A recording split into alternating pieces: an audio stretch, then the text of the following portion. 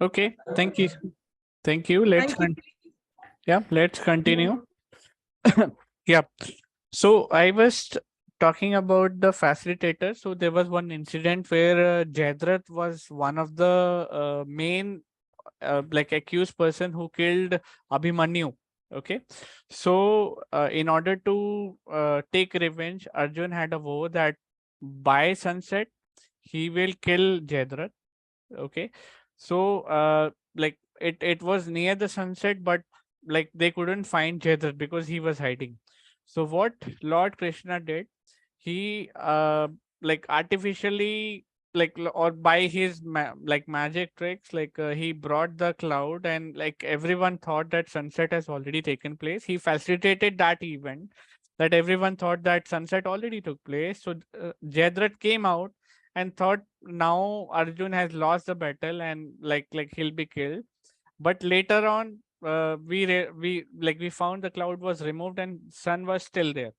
And Arjun took this opportunity and killed Jayadrat. So this is again one of the key activities which Lord Krishna took as a facilitator. So it's very important role of a project manager. Similarly, communicator is something which is very important, and Lord Krishna was very good in communication to all the entire Pandavas, Kauravas. There are a lot of events. So I think with context of time, I think like I cannot tell you all the events, but yes, this is one of the important roles. Similarly, acquire, develop, and manage project team, because initially Pandavas were very resistant to fight against Kauravas, their own cousins. So he developed and changed their mindset, and gave examples, and then ultimately Pandavas fought against Kauravas. There are other roles as well of a project manager, but I think these are one of the key role which project manager take care. So the intent of this story was not to tell about Mahabharata, but how project management was there since ages, and it's one of the key important role. With the context of AI coming up, this role will still be there in market. Okay, but definitely there would be change in way of doing the project management. So I'm not going to cover this for deep dive because you're already studying it. Like, these are the phases of any project management life cycle: initiation, planning, execution, monitoring, and closing. Initiation is nothing but exploring the requirement, signing the charter, and having a initial level scope definition, risk identified, and the benefits we are getting from a project. Then planning is nothing, the figuring out, having a plan, what all tasks you will be doing it, what team will be doing it, what will the cadence or the frequency of meetings have taking place. Execution is nothing, the actual development takes place in execution phase. Monitoring is like whether we are on track or we need to adjust some of the timelines. Closing is the final closure of a project, that what vision we had is closed, and we'll be reviewing the lesson learned. So these are the project life cycle, and it happens in every like project type, whether it's an agile, whether it's an waterfall, whether it's iterative, incremental, or any other types of project. There are different stage of project formulation. So like this is very important phase. How, when in an industry, how do we formulate like a project? Okay, first of all, we'll start with feasibility analysis, whether this project is feasible or not, whether do we have practice, whether do we have capability or skill set for this, and what with the timeline, with the requirement, whether we'll be able to do it or not. Then the techno-economic analysis, like there are a lot of economical factors which a company have, like whether, like it's again the same thing, whether we have the technical feasibility, economic wise, will it be profitable, will it be loss making. Then we do the project design and network analysis, what all the key set like players who will be participating in a project. Then high level technical design we develop. A network analysis is nothing, just connecting all the dots, and like some high level key activities which we define. Then we have input analysis, we take all the input from the client, document it, and place it. Like SRS is one of the document. I believe you already know about that software requirement documentation, I believe. Then we have financial analysis, like a kind of budget we develop. Like we do some sort of forecasting as well, like whether this will be a million project or billion project, or like what financial benefit we are going to get it from here. Then we have cost benefit analysis, again very important factor, and it is somewhat linked with financial analysis. And we there are a lot of formulas. You, if you get a chance to read in PMBOK, you'll get to know. Earn value management is one of the thing which we do, like which tells like where are we standing right now, what is the current position of a project from financial aspects. Pre-investment analysis is before we do some pre-invest, like we invest finally, whether we buy resources or bring resources in picture, we do some investment analysis as well, like down the line, for how many months or year or days we would require this resource. Some sort of training is also required to be delivered to that resource. Maybe that resource, or we do not have that resource capability or technical skill set. So that comes under the investment analysis. So these are some of the key points. So there might be some different jargons in industries followed by like different companies, but these are some of the key points when we formalize a project. Certification is again a very important thing, and people are quite confused about certification for project management. So these are two most popular project management certification in industry. One is PMP and the other one is Prince2. PMP is actually based out, they are across the globe and more weightage compared to Prince2, because Prince2 is popular in UK, while PMP is popular in entire world. Okay. PMP is based out in PMBOK. PMBOK is the book or guidelines about project management, and Prince2 is a methodology. Like it is like there are different templates and process model defined in Prince2. PMP is just is a project management where there are different knowledge base or knowledge areas being defined in industries. Knowledge base, if I talk about, like it comes stakeholder management, then communication management, quality management, knowledge management. These are some of the knowledge areas which comes under PMP, and these are the skill set, or I would say some knowledge areas are end-to-end defined or used in project management. Similarly, Prince2 is more IT focused. So PMP, if you are PMP trained, you can also be a project manager in non-IT projects as well. But while Prince2 is more focused in IT project. And as I mentioned, Prince2 is originated in UK and it is more accepted in UK, Europe, and Australia, while PMP was originated in USA and accepted in US, Canada, and Middle East and Asia, other region. And in PMP, it tells how a project management should run. Okay, while in Prince2 it tells what part of project management need to be done. Okay, PMP tells how, while Prince2 tells how what to do, and PMP tells how to do it. Okay, this is a major difference about PMP and Prince2. I'm trained both PMP and Prince2, but the certification cost is quite costly, and PMP is considered one of the toughest certification in IT industry because of the scope, because of the vastness, because of the price, and the standards being followed across the globe.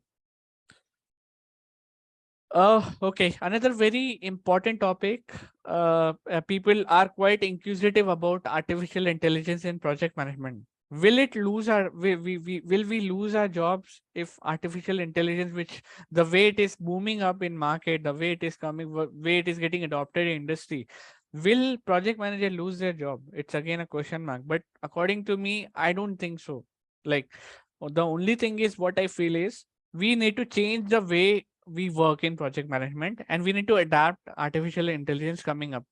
With the introduction of chat GPT, it's like it is actually helping a lot to project managers. Like just in giving an example, let's suppose I have to write an email to client. Okay, I go and ask chat GPT, like this is a scenario, help me to write a email. and chat GPT respond, and then I just incorporate in my email ID. Similarly, if I need to prepare a project plan, even chat GPT is capable of creating a project plan for me as well.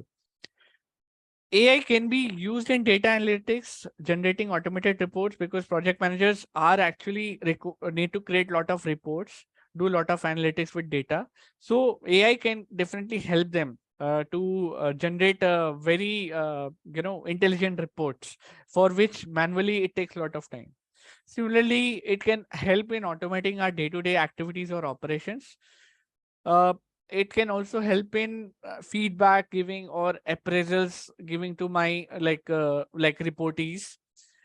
Then it helps in forecasting. So forecasting is a project management terminology being used, where we do forecasting about like entire year. Like, let's suppose if I get to onboard more resource, where will our project will stand. Okay, we forecast it with respect to budget, with respect to finances.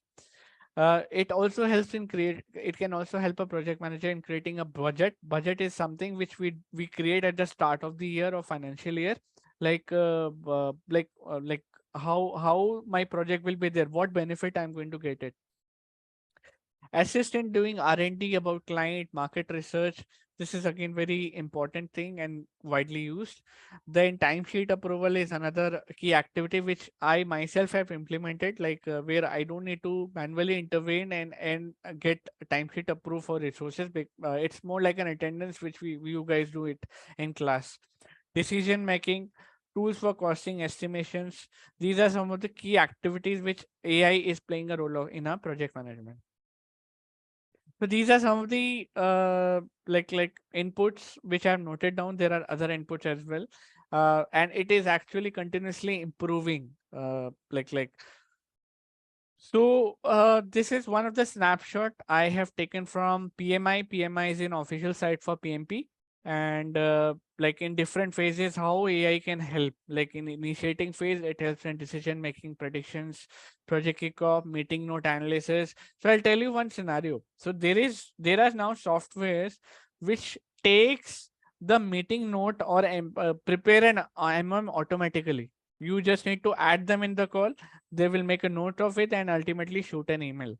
So which you don't need to have a manually writing the meeting notes and all. In planning also, it there are some softwares like which can take requirement and then track, then also analyze the lesson learned in, and then develop budgets, as I mentioned in previous slide. Similarly, in execution also can check whether we are on track, whether we are on budget. So there are softwares already in place. In monitoring and control also, preparing the some sort of status update resources based on the input, automatically generate the report. uh, m- Matching the KPIs, whether we are on track with the KPIs, do forecasting, of course, check the risk being involved. And finally, in closure, it's like like what lessons we learned, like build some sort of knowledge base. These are some of the key activities in project management which AI is these days placing a major role or activity.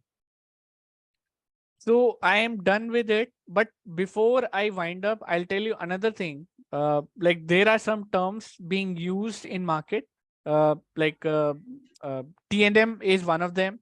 Fixed price is one of them. Then we have staff augmentation. We have agile based projects. So these are another terminologies which is quite oftenly used in market now. So staff augmentation is something which is very popular these days, where company is actually giving the resources. So I'm approaching client. They need just resources. I give them the resource and the resource work from them, but in my payroll. Okay. TNM is like whatever we work. Okay, time and material. Based on that, we'll get returns, or we generate the invoices. Fixed price is fixed. We have fixed timeline, fixed requirement. We do it. Okay, these are some of the very common term used in project management or industry. Okay, so which you should be aware of it. So I am done with it. A very glimpse, high level of project management which is being used. Now I'll like give you time. If you have questions, please do ask with me. Happy to help. Happy to answer. Thank you so much for the session, sir. So I had one question over the last topic you covered about AI in project management. Yeah. Since you already briefed that AI is already automating a lot of processes and schedule in project management, what do you think would be the scope of humans in coming years in project management in case AI takes over the whole scheme? So, Do you so think? see, humans will still be there. Okay, they Hmm, we need people who will be required to monitor humans. Sorry, machines. Okay, hmm, machines will do their work. We will train them, and definitely there would be continuous training required. And who will train them? We humans only, hmm, right? So even if they are generating report, just an example. Okay, hmm. we still need to cross check the reports. Okay, and based on that report we need to bring some sort of inferences that a machine can definitely do it, but whether it is understood by others or not is Mhm. again a question mark. Mm, thank you, sir. The only thing is, what I feel is, we need to change our like we are changing our lifestyle. We need to change our mindset, change the work, the way of work we are doing with these machines coming into picture. Instead of repetitive work, we can automate a lot of stuff and only focus on the important ones. Correct, right. Okay. Thank you, sir. Hello, sir. Hi. First of all, thank you for the wonderful session. And I have a question related to our curriculum actually. Actually, we are studying the subject software engineering, software project management. So we are just touching the basic theoretical part and some practical aspects of that. So how you think that it's important for us to study it now rather than doing certifications later or in industries? So your question is not very clear to me. So you are trying to say that right now you are only doing the theoretical thing, right? And about the certification, you're trying to ask whether you should do it now or later, right? Is your question correct if I reframe? Yes, sir, but also about why it is important for us now to study the SPMs as a subject in our curriculum. Okay. So, okay, I'll tell you the reason why. When I was in your place when I was studying, okay, we didn't have a we do have a subject known as software engineering. Okay, in fact, Natasha ma'am was my teacher faculty during that time. uh like the way industry works, like is very important. Okay, as a fresher I did read a subject. Okay, but when I came into industry, okay, so every company have they tailor all the software engineering methodologies, or you call it as life cycle, according to their need. They made a their own way of working, but you will only understood if you have a background knowledge about how a software life cycle or software development life cycle works. Okay, if you don't know it, like what is actually happening at initial phase, okay, why this is important to have a project, so you will not it would be very difficult for you to adapt in industry. So definitely you need to have at least basic knowledge. Okay, it's not required to have deep dive, because when you come you practically implement it, you'll have end-to-end knowledge during that time, or you will understand, you can correlate very easily when you onboard in a company. So that's why it is important. Coming back to certification, see, certification is, right now I would not advise to go for any certification related to project management, because first of all it is quite expensive. Okay, 50,000 or 40,000 is not a cupcake. Okay, it is it definitely your hard earned money from your parents, and there is no point of doing certification now. When you are industry will demand it, you do it. Okay, so you just for now, like, get the knowledge, have the basic understanding, and that's it. That is sufficient according to me. I hope I answer your question. Yeah, yeah. Thank you, sir. Thank you so much. Hello, sir. Hi. Nice to meet you after a long time. Yeah. So, sir, my question was like we are learning this software project management, and how different is it from the industry which you are working in? And what will you suggest, like working on PMP is more flexible or Prince? See, I would say get a theoretical knowledge of both. It's not wrong to get a theoretical knowledge. Okay, but I'll tell you now the way of working in industry is going is more of an agile way. Okay. We even now previously we used to have a ratio when I joined industry. It was 90-10 ratio, 90% waterfall projects and 10% agile projects. Now the situation is 60% agile, 40% waterfall. So I would say try to take knowledge about agile as much as possible. Okay, and software development life cycle, just like read about the basics, like what all life cycle we do have, what all key areas we do have. That's it. And even Prince 2, if you don't go and study about Prince 2, that's okay, because Prince 2 is limited to UK as per my experience. Europe, some part of Europe and UK. Okay, sir. Thank you for clearing out. Thank you.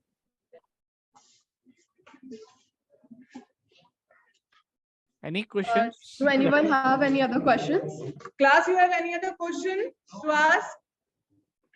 Any doubt? Sir, that would be it. Thank you so much for the session, and I would like to conclude it. Okay, thank you, Mohit, for such a nice session. This is a very brief and quite informative session for the students to clearing their doubts about their SPM and HC. Yeah, thank you, ma'am. And I think you have my contact. If anything I can help, like you can reach out to me. Yeah, definitely. Mohit, just send me the recording link as well as your PPT so that Sure. I will give it to the students. Okay. Sure, Thank you ma'am. so much for coming. Thank you. Okay, thank you, ma'am. Thank you.